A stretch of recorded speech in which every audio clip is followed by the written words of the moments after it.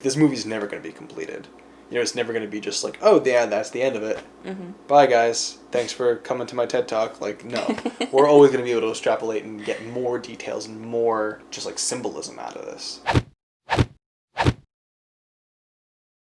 Hey YouTube, welcome back to our channel. My name is Elena. And I'm Bjorn. And we are Viking Age reenactors and living historians here to talk with you about your favorite Viking Age shows. Today we're doing part 2 of Valhalla Rising, the epic tale of when a mute, violent Viking slave guides a pack of Christians to hell. Without further ado, let's get into part 2.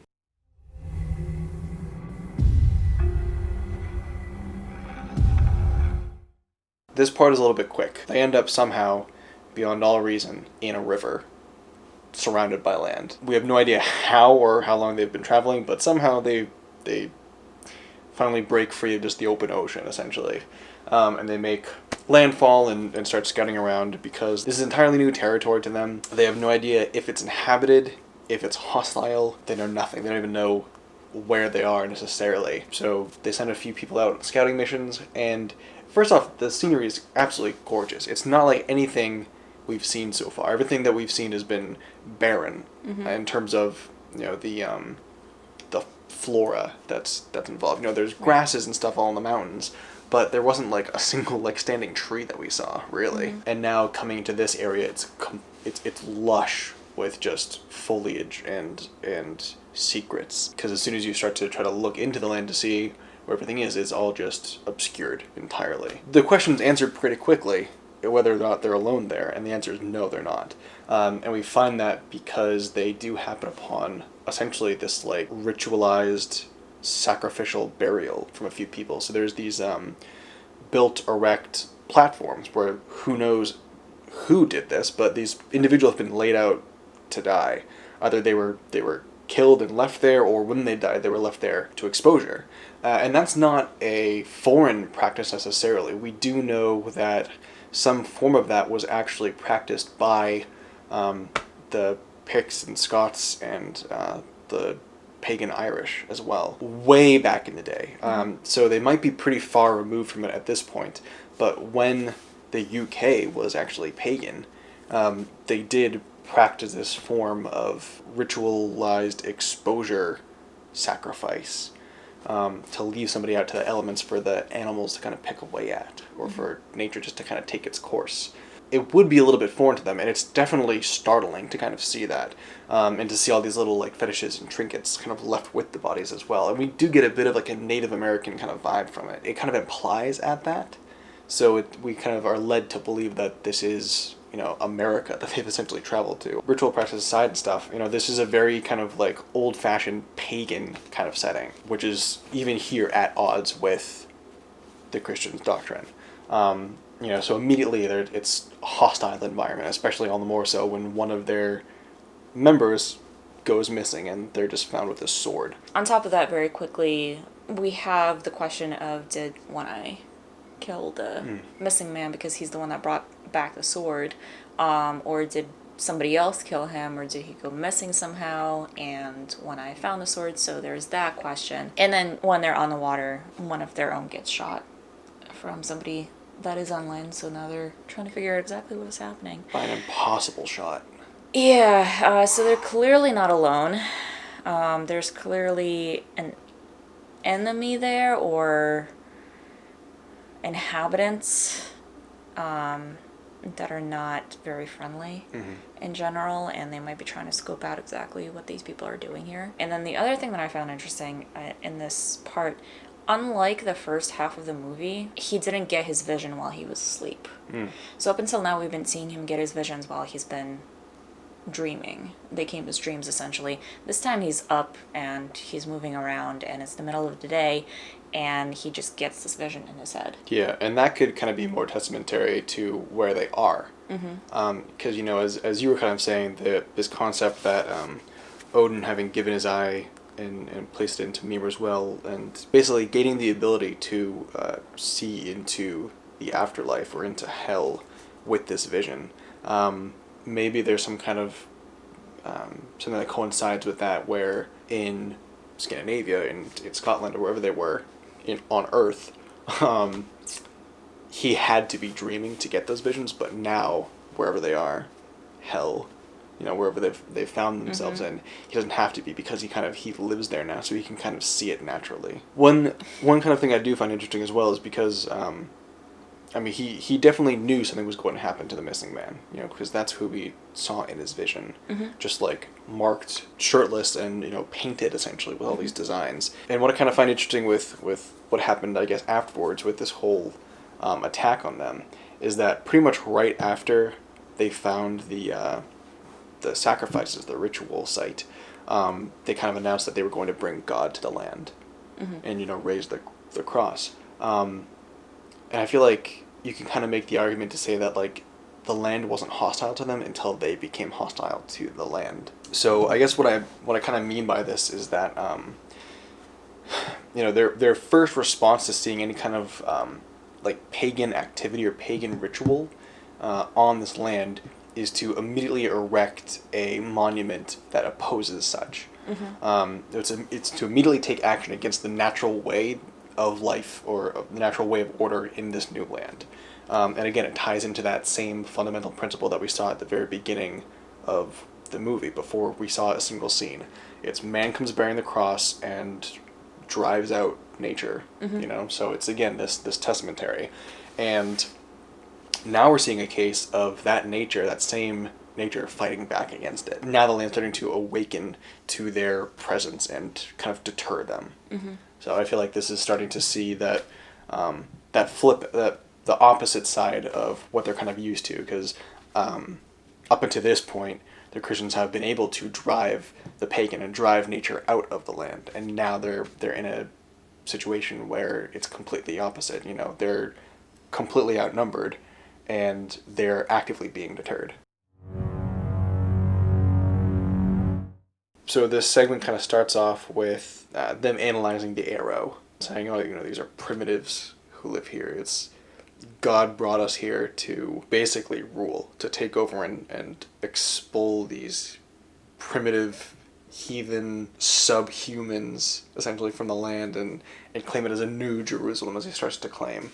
And even still with that, and his lifelong friend, his priest, essentially, who this guy kind of seems to be, there's still that hesitation of, how are we supposed to do this? And he offers him the flask, the jug.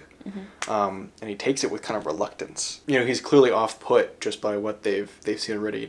3 men of dial already coming in, and one's missing. So they're already at a huge loss, and there's doubt there. But the jug the offering of the jug kind of seems a little bit more than that too, because essentially each man kind of drinks from it in turn.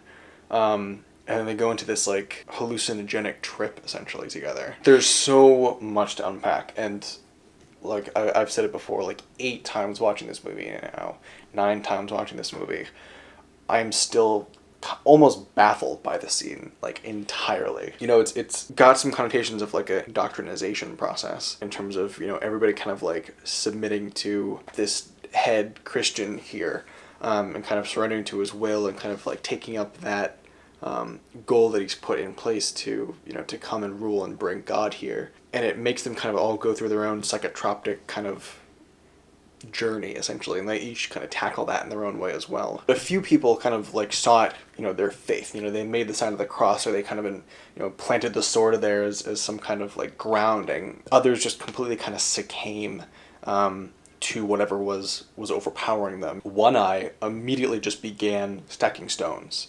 And we see that kind of like building a cairn. And we see cairns a fair amount up into the modern day.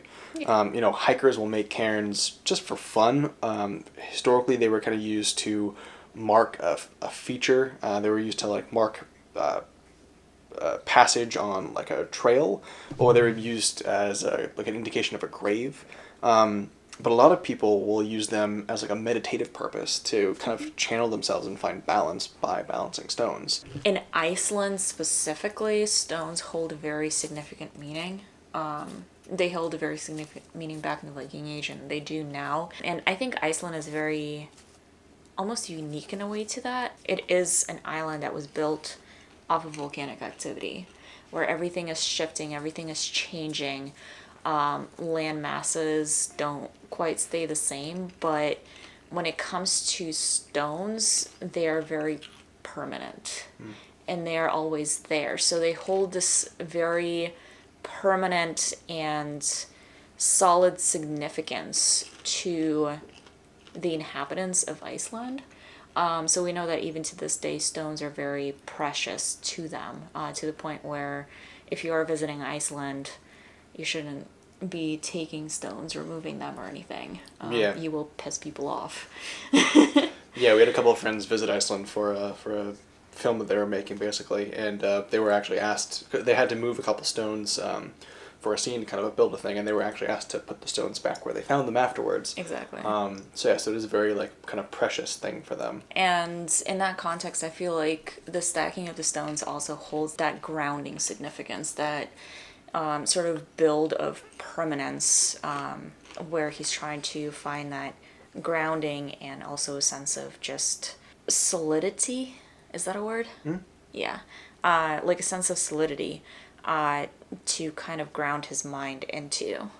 And that's the way that he deals with it, which is very different, I feel like, from the way that everyone else deals with it, which makes sense because he is a heathen and the rest of them are Christians except for the boy.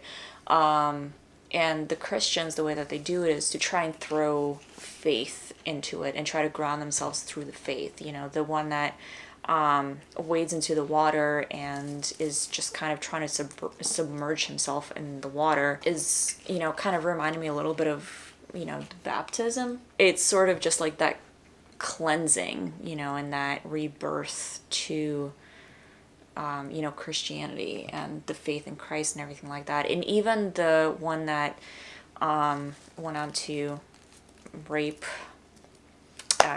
you know, his buddy there, he then stumbles out of the mud and the first thing he sees is the cross. It's sort of coming back to pay penance for that. They're clearly taking very different ways of dealing with this trip. Yeah, absolutely, definitely, for sure. And I like that comparison too, because I didn't really think about that. It is very interesting what you said, kind of coming back after he commits a cardinal sin. There's one other guy to come back, and like the first thing he sees is the cross kind of sitting there. I don't see it necessarily as like paying penance. I'm seeing it as like he's being judged. It's like a reminder that, like, because he completely lost it. Like he completely succumbed to, you know, his primal bestial self, essentially, you know, the worst kind of things about him. And when he came back, he was reminded, like, oh yeah, I'm supposed to be a man of faith. Kind of going back to what we were saying a little bit earlier about humanity being stripped bare, that's also what it kind of made me think of as far as that flashback sequence is concerned, of men beating each other senseless with, you know, primitive weapons like rocks and, you know, like different stones and stuff like that on top of this cliffside. It almost makes me think a little bit of the 2001 Space Odyssey. The iconic scene of the apes first discovering that a stone or a rock could be used as a weapon against another ape.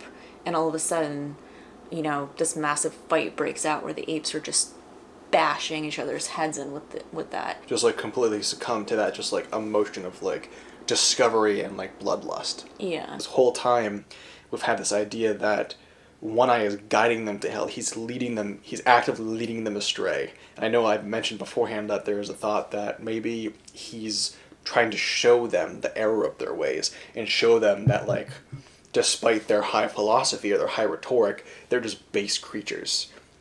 And they're not as good as they try to make themselves out to be, or they say that they are. It also kind of strips down that humanity. It shows you humanity at its core almost. From the best to the worst, I want to say. Yeah. And it's just very raw. It's what man is, stripped down to the bone, basically. And when the missing guy comes back and now he's saying that One Eye is talking the same way that the little boy can hear him speak and can translate what is going on in his mind, I suppose.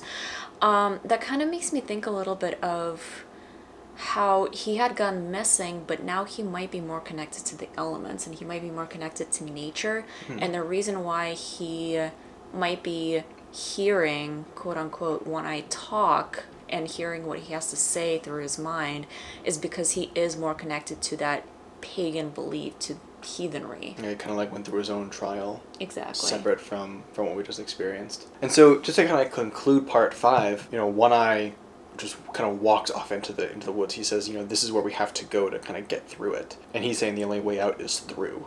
We have to go through it. We have to go deeper into the land to kind of get out and go home. And that's very telling too, because even the Christian here kind of agrees with him. We have to follow him.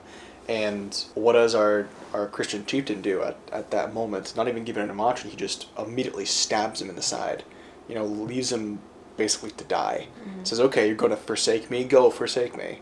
You won't be a part of my new Jerusalem. This whole time, he was able to kind of ground himself, as we talked about, through his faith. But we're starting to see that kind of misdirection, that misguided nature of it too, because now it's his Jerusalem. Now he's the kind of center of it all. Now he's the king. He's the Lord over everything now. Up until this point, it has always been about, this is God's will. God is guiding us here. He wants us to do this. But now he's starting to talk about how he's like founding a new holy land, for himself, essentially. And that's very striking. And he absolutely refuses to let anybody leave that. He refuses to let anybody not be a part of it. If they don't want to be a part of it, they're dead. I'm still just blown away by that this is his oldest friend, who he's been through with his entire life. And just the second that he's questioned the second that he starts to lose control, really, he just murders him. I see that more as his God failing them, as opposed to the other way around, as opposed to his friend failing him and his God. Oh yeah. He's come. It just shows that the depth of his kind of madness. That he can be so far astray and not even kind of notice it, and still kind of go down fighting with this flawed concept of his faith.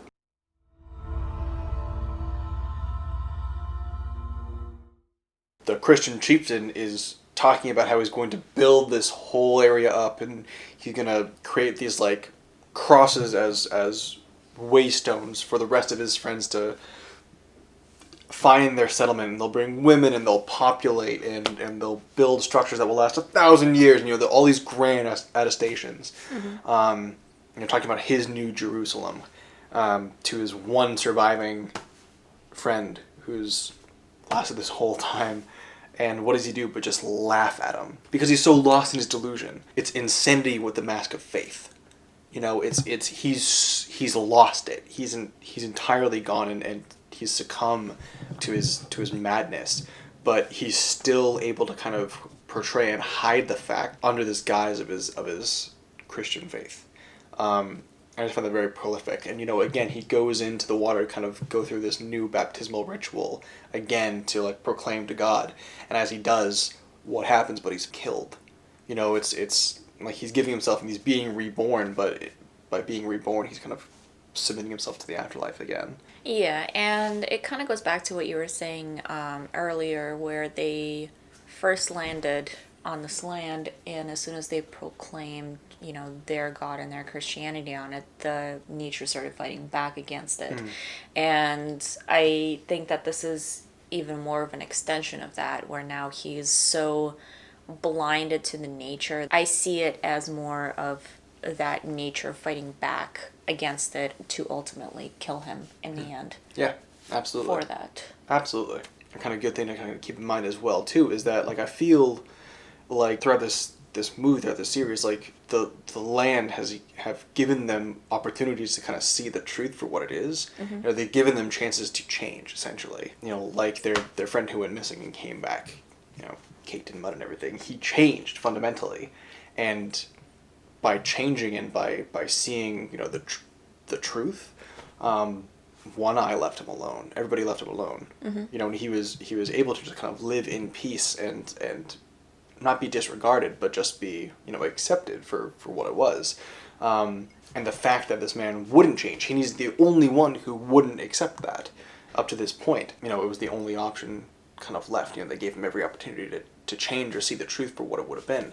And his constant blind denial of it led to his death. right afterwards, we catch up with One Eye and the boy, and they're going deeper into the forest and up the mountains. They're joined by the two other survivors, basically, who want to follow them. There's like a little bit of a mirroring sequence there where One Eye kind of stops and looks them up and down and sizes them up a little bit as they kind of are sort of like lower on the hill. It's the same thing that happened with the boy. He was walking up the hill and he looks downhill and there's, the boy, and he kind of sizes him up and decides that he can follow him. Yeah, he kind of passes his judgment off on the two of them as they kind of follow them on this trek too, and kind of in that really quick instance, like openly kind of admitting that they were wrong, they were misguided, and that they're now going to follow him and like submit to like his kind of leadership. One Eye, as we were previously led to believe, is not just a mindless killer. He considers all things. Nothing really escapes his attention or his focus, and as long as people are kind of willing to accept it and see how he sees as well, there's no problem with it.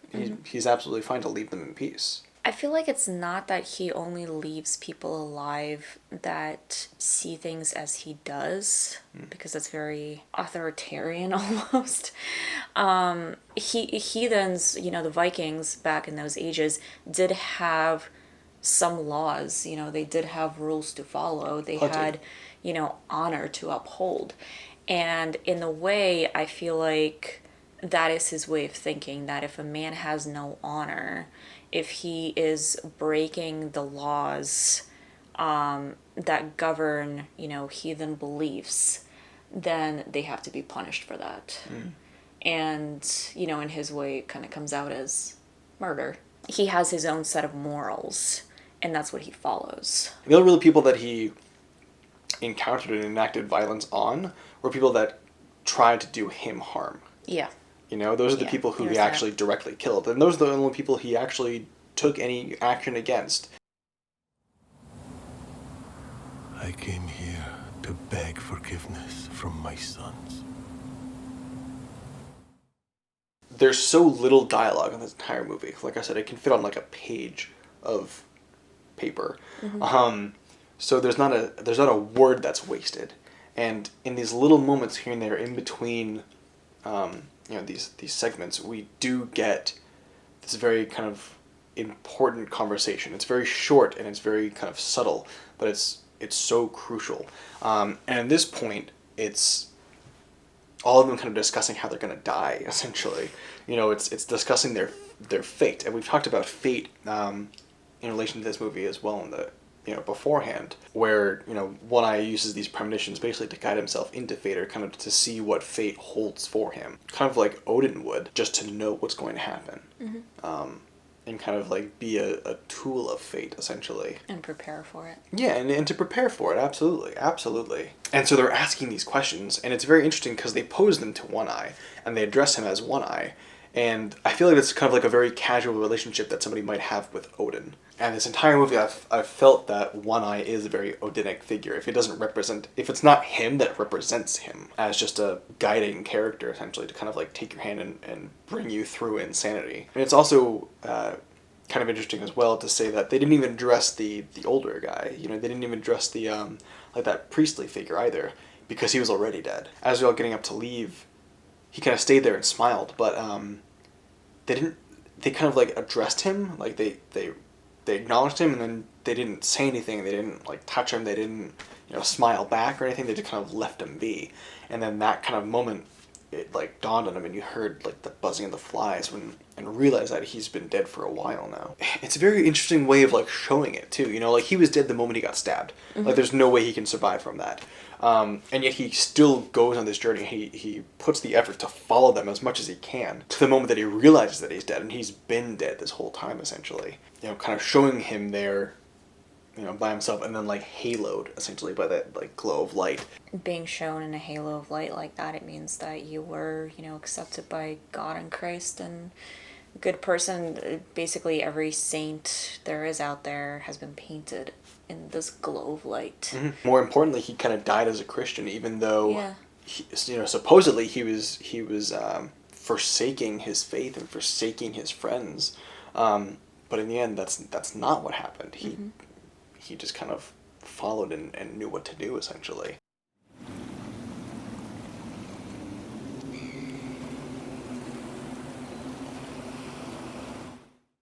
And then One Eye does lead them to the ocean. He leads them to the other side, essentially, to get them all the way through it, carrying the boy after a point, because the boy is exhausted. He can't go any further. Well, it kind of goes back to, what we were talking about in the first half of this analysis, where the little boy does kind of hark back to a little bit in the way to Mimir, where in order to gain his counsel, Odin did carry his head around. It's not a very tight connection at all, because as we're finding out, the closer we get to the end here, the more we find out that the boy is speaking for One Eye. He's not necessarily giving counsel. So, like, that connection to Mimir is very iffy in that case. But it sort of goes back to Odin carrying the burdens of what he needs to gain the knowledge that he needs and do what he needs to do. I don't necessarily think that it's like a completely moot point to cast out that, Odin Mimir council friendship thing, because I mean the whole time, they've shared counsel, I guess, in the same exact way that we're seeing now. This whole time the boy's been speaking for One Eye, and that hasn't changed up to this point. So there's no reason to think that they're not just still sharing counsel necessarily. I still really do like that comparison with him and Mimir. I really like that, honestly.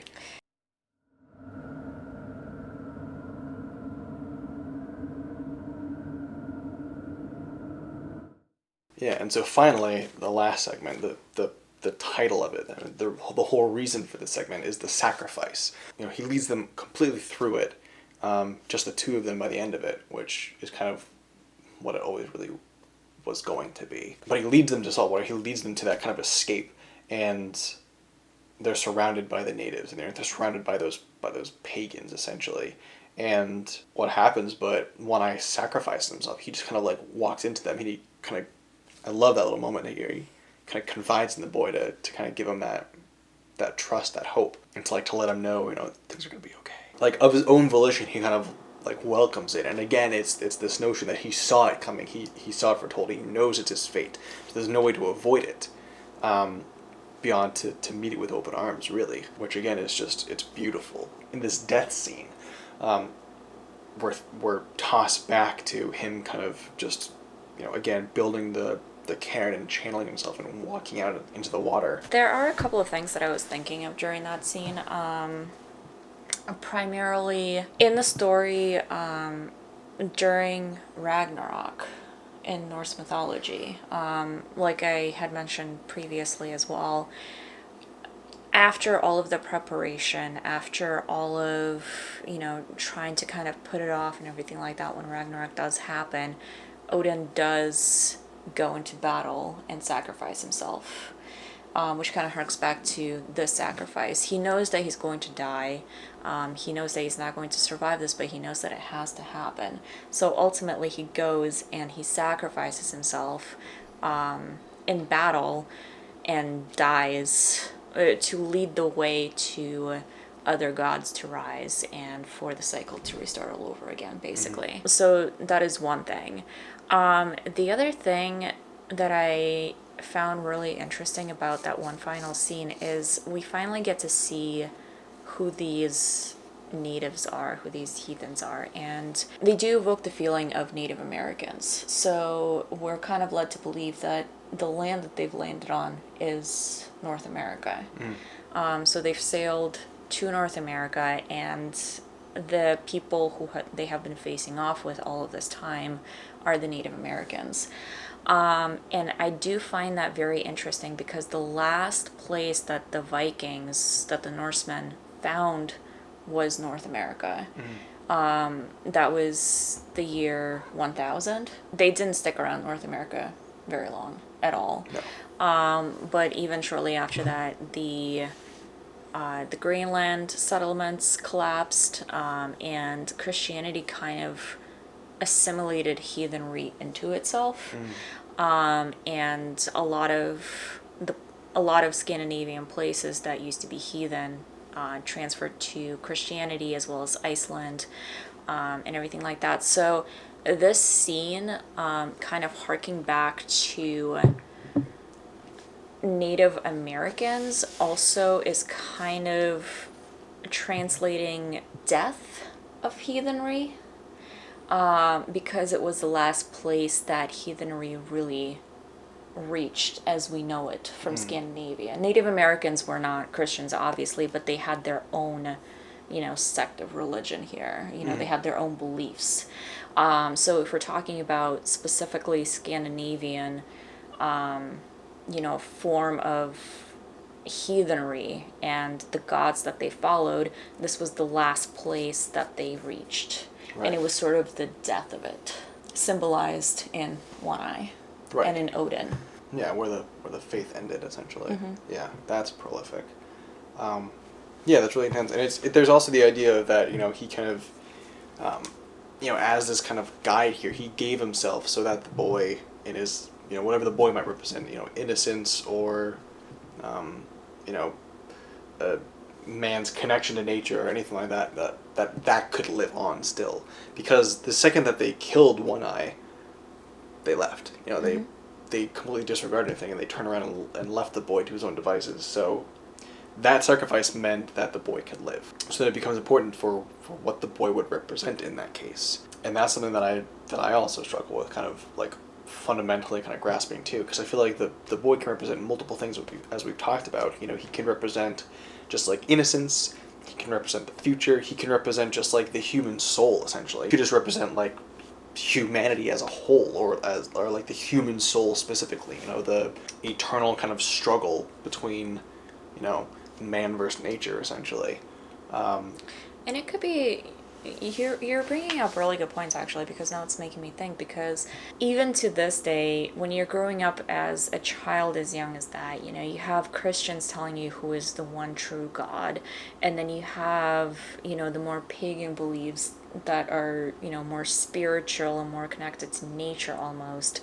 And then you have even other religions, like you have Judaism, you have Islam, you have Hindu, you have so many beliefs that are out there, and all of them are vying for your attention. Yeah. And when you're a child, you have no compass for how you should be handling that. I think innately, underneath everything, under the hustle and bustle of the cities and talking to all of these people and everything like that, innately in our hearts we know what is right and what is true.